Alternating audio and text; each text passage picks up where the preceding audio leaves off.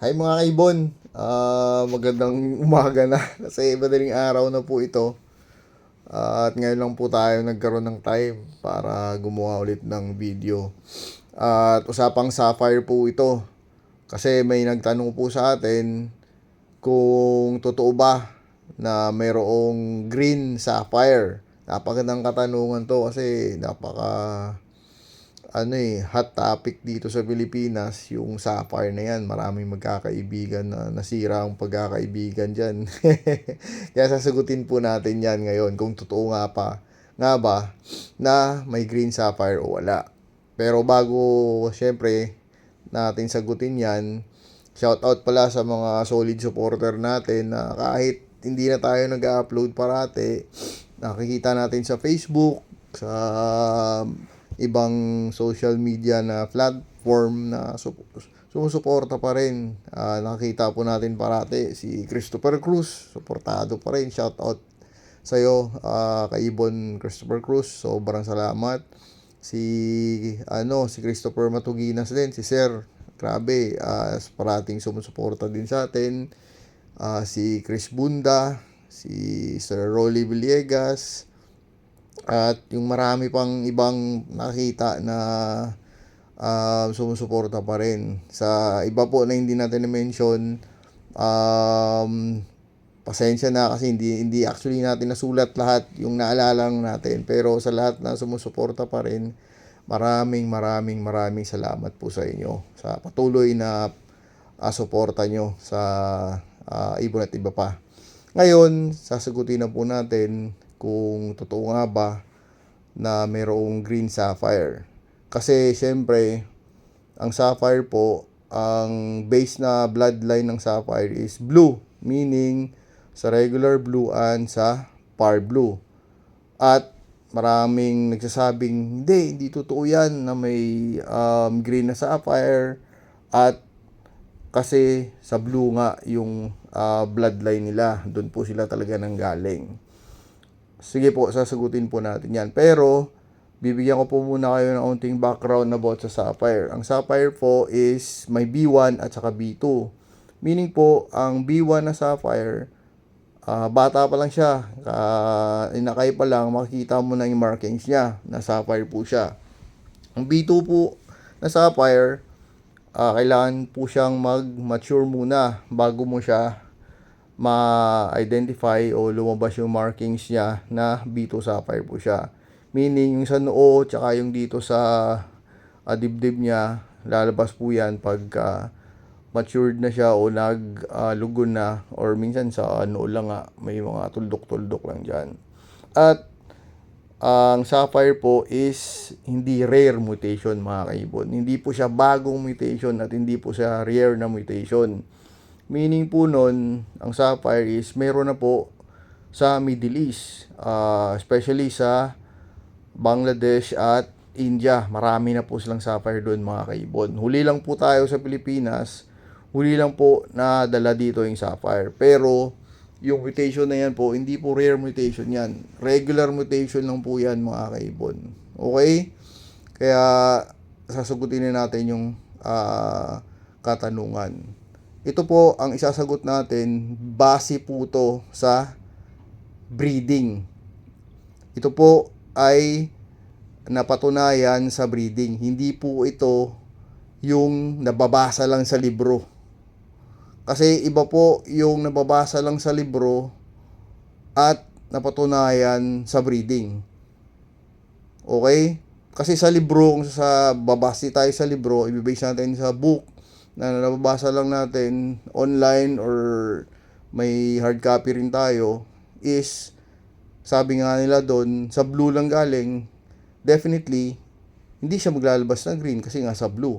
Pero based sa breeding, mayroong green sapphire po. Totoo po yung narinig nyo, may green sapphire po. Meaning, naglabas po ng sapphire na green. Okay, ito po yung base sa breeding. Hindi po ito base sa libro lang. Na-breed po to, napatunayan po ito. Okay mga kaibon? Kasi napansin ko dito sa Pilipinas, napaka big deal ng sapphire dito sa Pilipinas. Kasi Ngayon, kung mapapansin nyo, at nakakalungkot lang din kasi ang mga breeder ngayon o yung mga taong nag-aalaga ng ibon ngayon is actually hindi na tumitingin sa ganda ng ibon. Ang tinitingnan nila ngayon, ang basihan nila ngayon is ang karga ng ibon o ang bagong mutation. Kahit pangit pa na itsura ng ibon na yan, basta bagong mutation, bago sa paningin nila, gusto nila. Ibig sabihin po nun, nawawala na po yung pinaniniwalaan natin na kagandahan ng ibon. Kasi hindi na po pinagbabasihan ngayon yun. Pinagbabasihan ngayon sa nakita ko online is kung ano yung kung ano yung bago, yun sila kahit hindi maganda. Okay? Example lang po niyan mga kaibon, yung sapphire na yan mga kaibon. Matagal na po yun sa ibang bansa, honestly. Sobrang tagal na. Actually, may parating nga tayong sapphire. Mga July o August siguro meron tayong darating na sapphire din. Pero, actually, hindi po tayo excited kasi alam po natin yung sapphire is common na rin po sa ibang bansa. Gaya nga ng sinabi ko, hindi po siya rare mutation. Common mutation po siya sa ibang bansa. Dito lang po sa atin, pinagkaguluhan na pagka may sapphire ka, napakamahal. Which is, mali po yung mindset na yun. Hindi po siya ganun kamahal mga kaibon sa totoo lang. Affordable po siya. Actually, binibenta siya sa ibang bansa.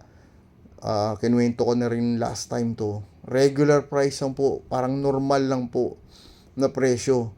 Parang katulad lang po sa mga tiyangge natin dito na yun, ganun, binibenta lang siya nila. Ngayon, ang kalungkutan lang doon ngayon is napapansin na ng mga ibang bansa na binibigyan natin ng value talaga, yung halaga, yung sapphire na yan. Kaya, feeling ko, magsa-start na sila mag-breed. Ibibreed na nila doon. Kasi actually, hindi nila pinapansin yun doon mga kaibon. Middle East, hindi nila pinapansin yan. Kasi, nagpo-focus sila doon sa quality, sa ganda ng ibon. Hindi sila nagpo-focus doon actually kung anong bagong mutation. Hindi sila nagpo-focus doon. Bakit natin alam yun mga kaibon? Kasi, di ba may contact tayo sa ibang bansa mga kaibon. May shipment po tayo buwan-buwan sa ibang bansa. Kaya alam po natin yan yung kalakaran. Kung ano yung mga ibon na gusto nila, kung ano yung mga ibon na ayaw nila. Kaya, hindi rin tayo nakakagawa ng video, hindi rin tayo active masyado sa Facebook kasi nga sobrang busy din po talaga. Kaya gayon mga kaibon. Kaya sa mga gustong kumuha ng mga ganyang mutation, advice ko lang, piece of advice lang po na huwag tayong gumastos ng ganoon kalaki ng mga 300,000, 500,000 kasi 250 ganun yung bentahan nila dito or 150. The price is not equivalent sa mutation na yun. Hindi po siya tugma sa mutation na yun kasi nga po hindi po rare ang sapphire. Actually nga, sanabi ko nga po ulit-ulit na common, normal lang po sa ibang bansa yan. Dito lang po, kasi siguro wala na ring bagong mutation na pumapasok.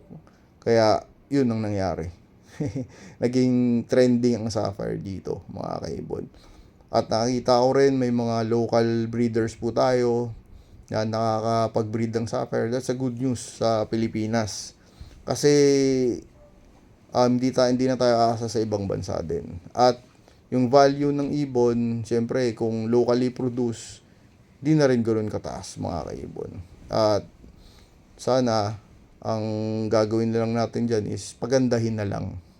I-improve na lang natin, i-breed natin sa mga ibon na sa palagay natin yung sapphire is magiging dominant siya. Meaning yung characteristic ng sapphire o yung phenotype niya makikita, yung mga markings niya makikita sa mga mutation na yun. Kasi kung ibabangga mo siya sa mga aqua o yellow face, feeling ko mawawala siya eh. The sapphire mutation will be wasted. Parang hindi siya magiging dominante dun. Kaya kung ako may sapphire na darating, ibabangga ko siya sa mga clear head. Like for example, mga PSL, faded, mga ganun. Kasi doon mo siya makikita yung beauty niya eh. Doon yung beauty niya lalabas. Okay mga kaibon, pasensya na, medyo mahaba yung kwentuhan natin. Kasi actually namimiss ko rin na mag-upload.